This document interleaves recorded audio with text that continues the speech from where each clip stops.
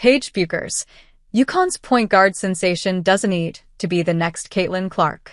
In 2013, AAU coach Gary Knox posted a photo of a smiling girl, hands clutching her backpack straps, orange headband perfectly coordinated with her orange t-shirt. Remember the name? He wrote on X, Paige Bueckers. 6th grade. Think Diana Taurasi. Best 6th grade G I've ever seen. Knox wasn't wrong. Bueckers arrived on the women's college basketball scene in 2020 as the year's top recruit, when she, like Taurasi years before her, joined the University of Connecticut and immediately made an impact. Everyone wanted a piece of Bueckers, although she was just happy to finally have arrived at the school, even with the COVID-19 pandemic raging. Playing at UConn for Gino Arima was a lifelong dream come true, she told the Hartford Courant at the time, and she entered her freshman year at the school after having won just about every single basketball-related award a high schooler can grab: Gatorade Female High School Athlete of the Year, Gatorade National Girls Basketball Player of the Year, Naismith Prep Player of the Year, Morgan Wooten National Player of the Year. The list went on. She couldn't be accused of a lack of confidence. She told the Courant that winning 4 championships in 4 years was feasible because it's just never a plan for me to lose. Her mentors, Taurasi, Brianna Stewart, Sue Bird, Nafisa Collier, and Katie Lou Samuelson, were all former UConn greats who went on to star in the WNBA. Bueckers duly dominated her freshman year and racked up awards, notoriety, and statistics. Everything was lining up exactly the way it was meant to, until it didn't. In December of her sophomore year, Bueckers fractured her tibial plateau and suffered a lateral meniscus tear in the final minute of a game. She returned in February 2022 and finished out the season, only to tear her ACL during a pickup game that August. The injury resulted in Bueckers missing the entire 2022-23 season, just when the Huskies' point guard was busy becoming a household name. Bueckers and Caitlin Clark were recruited at the same time. Clark fans may be surprised to learn she was only the number 4 recruit in her class, preceded by Bueckers, Angel Reese, and Cameron Brink, and UConn, the school she also aspired to attend, never even called Clark, partly because they had already committed to Bueckers.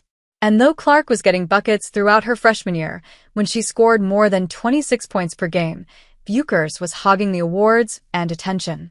When they met at the Sweet 16 of the NCAA tournament in 2021, Bueckers and UConn beat the Hawkeyes by 20, even with Clark's 21 points.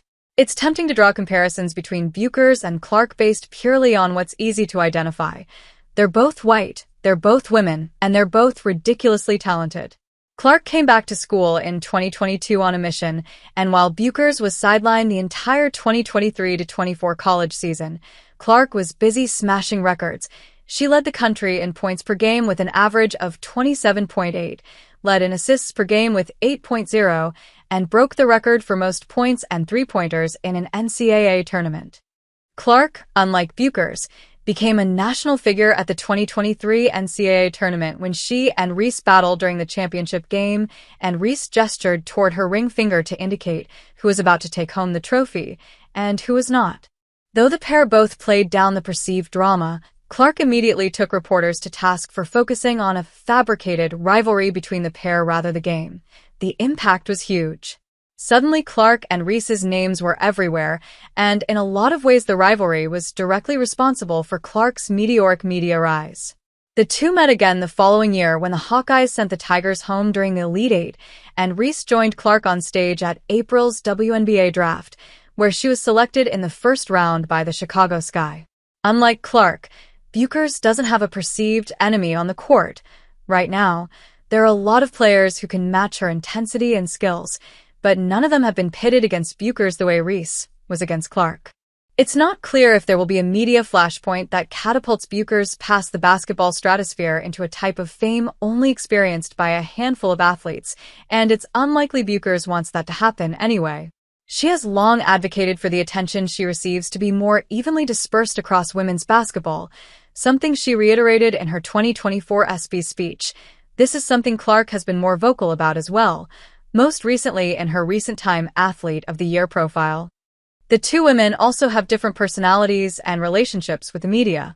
Clark hasn't always had the smoothest reactions to the intense media attention she has received, an understandable response for someone who clearly just wants to play basketball, while Bueckers, along with teammate Azzi Fudd, UConn's ridiculously talented guard who has also experienced a lot of injuries, has a much more natural relationship with social media. Unfortunately, it still seems difficult for most people, including many sports journalists and analysts, to exist in a world where several women can be good at the same thing at the same time in different and in similar ways. We saw this with the Clark-Reese drama, and we're seeing this over and over again throughout coverage of women's sports. The Clark fanbase is responsible for this as well, to a degree, but it's hard to fault fans for feverishly supporting their favorite player, though you can fault them for being racist while doing so. And Bueckers certainly has her own fanbase who would run through a brick wall if she asked them to. In a dream world, fans of NCAA women's basketball would have been able to live in a world in which we got to see Bueckers and Clark go head-to-head 4 years in a row. The 2024 draft should have been a race between Clark and Bueckers for the #1 overall spot.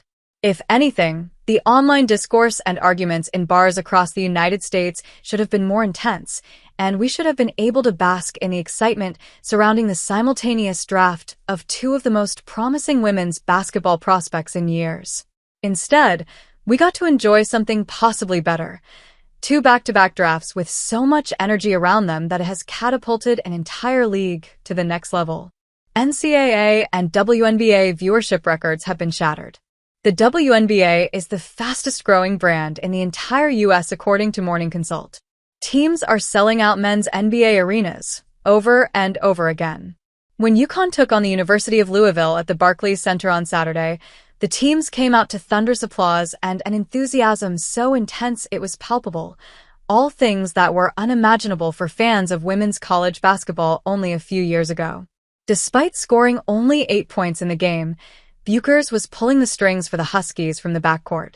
When Fudd went down after a hit to the knee, Bueckers called a timeout on her own. When plays needed to be called, half the time Bueckers called them simultaneously with Arima, acting as a coach on the floor. Seeing the game in person offered yet another contrast with Clark, who is often on the court focused on outscoring opponents. In NBA terms, Bueckers and Clark is the same as the difference between the vocal LeBron James and the more subdued Kevin Durant. Paige Bueckers isn't the next Caitlin Clark, just as Caitlin Clark wasn't the next Taurasi or Sue Bird. Instead, she is the first Paige Bueckers, and that's as much as any of us need to know.